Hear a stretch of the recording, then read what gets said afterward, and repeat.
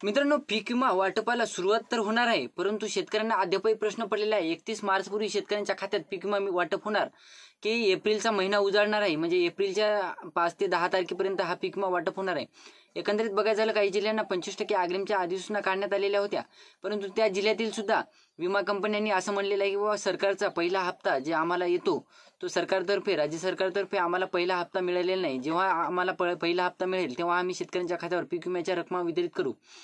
आता काही कमेंट आलेल्या होत्या की बाबा एकंदरीत बघायचं झालं तर 25% अग्रिममध्ये किती रक्कम मिळणार, त्याचबरोबर क्लेम प्लस 25% अग्रिम या दोन्हीच्या अंतर्गत शेतकऱ्यांच्या खात्यावर किती रुपये रक्कम मिळणार, किंवा कोणत्या पीक काढणी योजनेअंतर्गत पीक काढणी पश्चात अंतर्गत शेतकऱ्यांना रक्कम मिळणार, की वैयक्तिक क्लेम केलेल्या एक रक्कम ठरवली जाणार आणि त्यानंतर शेतकऱ्यांच्या खात्यावर ह्या रक्कम वितरित होणार आहे. असे अनेक प्रश्न शेतकऱ्यांना पडले होते.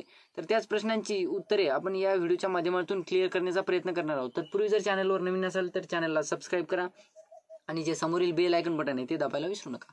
तर नमस्कार मित्रांनो, मी राज सुरेतर, स्वागत आहे कृषीमॅन यूट्यूब चॅनलमध्ये. मित्रांनो, एकंदरीत बघायचं झालं तर विमा कंपन्यांनी शेतकऱ्यांना कोणत्या बाबी अंतर्गत किती रक्कम भरपाई द्यायची हे ठरवण्यात आलेलं आहे. तर पीक विम्यात शेतकऱ्यांना स्थानिक नैसर्गिक आपत्ती आणि हंगामातील प्रतिकूल परिस्थिती, काढणी पश्चात नुकसान भरपाई आणि हंगामातील प्रतिकूल परिस्थिती पीक कापणी प्रयोगावर आधारित विमा भरपाईचे एकूण 2316 कोटी रुपये मंजूर करण्यात आलेले आहे. तर कोणत्या घटकासाठी किती रुपये निधी शेतकऱ्यांना मिळणार आहे, तर बघायचं झालं मित्रांनो, शेतकऱ्यांना यंदा स्थानिक नैसर्गिक आपत्ती या बाबीतून 1455 कोटी रुपयांचा निधी हा वाटप होणार आहे, मंजूर करण्यात आलेला आहे.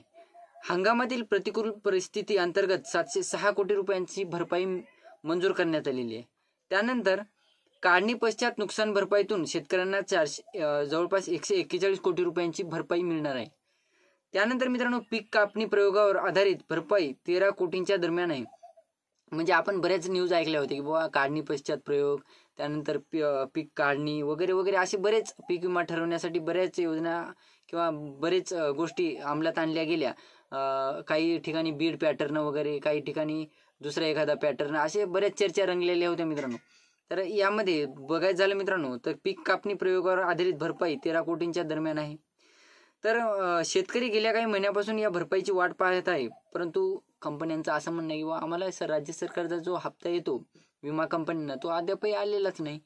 आता आपण काल एका व्हिडिओमध्ये बघितलं होतं की नांदेडच्या युनायटेड इन्शुरन्स कंपनी जे आहे तर नांदेड जिल्ह्यासाठी, तर त्या कंपनीचं सुद्धा असं म्हणणं आहे की बाबा शेतकऱ्यांना आम्ही पीक विमा वाटप करू, 25% रक्कम वितरित करू, परंतु राज्य शासनाने आम्हाला अद्यापही आमच्या ज्या रक्कम असतात, पहिला हप्ता असतो तो दिलाच नाही. मग आम्ही कोणत्या बेसिसवर शेतकऱ्यांना ह्या रक्कम वितरित करायचा.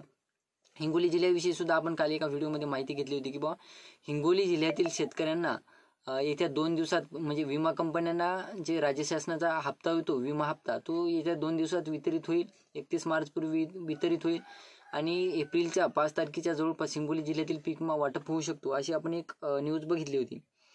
त्याच्यामध्ये मित्रांनो, आता बघायचं झालं तर राज्य सरकारने विमा कंपन्यांना पहिला हप्ता देणे हे 2 दिवसात ठरवण्यात आलेलं आहे, देणार आहेत. त्यानंतर शेतकऱ्यांची विमा भरपाई ही रखडली होती, ती आता विमा भरपाई शेतकऱ्यांच्या खात्यावर वितरित होणार आहे. तर स्थानिक नैसर्गिक आपत्ती आणि हंगामातील प्रतिकूल परिस्थिती बाबी अंतर्गत शेतकऱ्यांना जवळपास 2160 कोटी रुपयांची नुकसान भरपाई ही वितरित होणार आहे. एकंदरीत मित्रांनो, बघायचं झालं तर पीक विमा हा एप्रिलच्या 5 ते 10 एप्रिलपर्यंत शेतकऱ्यांच्या खात्यावर वितरित होऊ शकतो असं विमा कंपन्यांचं म्हणणं आहे. परंतु राज्य शासनाचा जर प्रेशर आला विमा कंपन्यांवर, राज्य शासनाने जर त्यांचा विमा हप्ता कंपन्यांना वितरित केला तर ती तेवढी तारीख तर लांबणार नाही मित्रांनो. 5 एप्रिलच्या आज शेतकऱ्यांच्या खात्यावर ह्या रक्कम वितरित होणार आहेत. तरीसुद्धा तुम्ही जर हिंगोली, नांदेड, परभणी जिल्ह्यातून असाल, 25% अग्रिमच्या जिल्ह्यातून असाल, तर तुम्हाला ह्या रक्कम वितरित जर झालेल्या असतील कदाचित, तर ते मला कमेंट करून सांगा, जेणेकरून इतर शेतकऱ्यांना सुद्धा या गोष्टीचा फायदा होईल. तर ही होती छोटीशी माहिती मित्रांनो. व्हिडिओ आवडला असेल तर लाईक करा, चॅनलला सबस्क्राईब करा, जास्तीत जास्त शेतकऱ्यांपर्यंत पोहोचवण्याचा प्रयत्न करा. धन्यवाद.